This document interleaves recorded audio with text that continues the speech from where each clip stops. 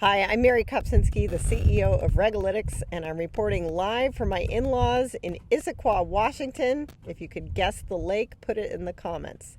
This week there were 10,818 alerts, a slight uptick from last week, but let's be honest, at this point, 10,000 alerts is child's play in terms of volume, and I love it.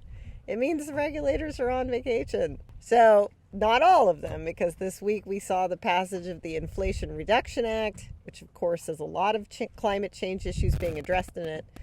But the topic of the week is robocalls. I think they're pretty universally hated by all people. And of course, there's laws against it, but there are robocallers being shut down. But this week was especially interesting because there is now a nationwide litigation task force being created where the states are going to cooperate to hunt down enablers of robocalls, which means they're going after the telecom companies that are allowing robocalls to happen. This is the theme that's been going on the past few years that, yeah, you may not be the one doing the bad thing, but if you're turning a blind eye on bad actors using your tools, tough luck. The regulator of the week is not really a regulator, but a regulated type of regulator. I don't know. Clearing agencies. What's a clearing agency? It's when you have a bunch of people doing a bunch of trades throughout the day, and at the end of the day, the clearing agency is the one who tallies it all up and moves the money.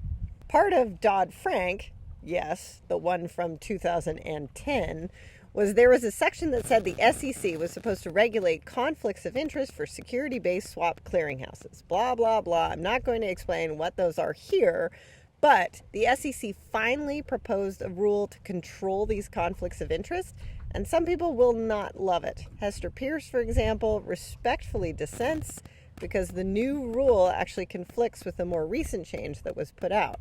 And speaking of Dodd-Frank mandates coming to life 12 years later, the DTCC announced that its new margin transit utility is now connected to all major tri-party agents.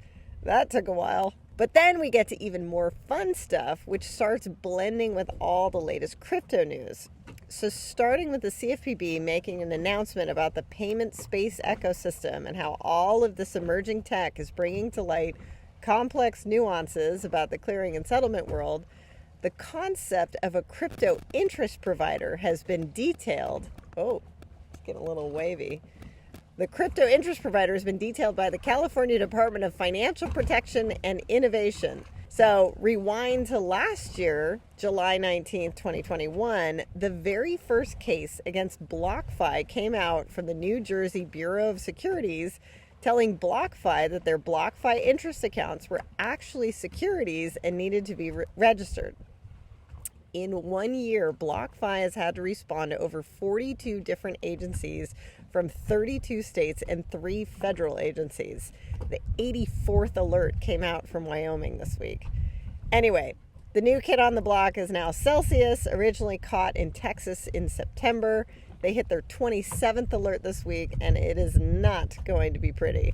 Similarly, virtual currency mixing is a problem because it makes it hard to trace the original source of money, which can lead to all sorts of bad stuff, like terrorist financing, guns for hire, that stuff, bad stuff. Tornado Cash was sanctioned by Treasury this week and added to the list that no one is allowed to do business with. BitMEX and Robinhood also got in trouble, this time in New York, for Bank Secrecy Act failures, which is a similar problem. Know your customer.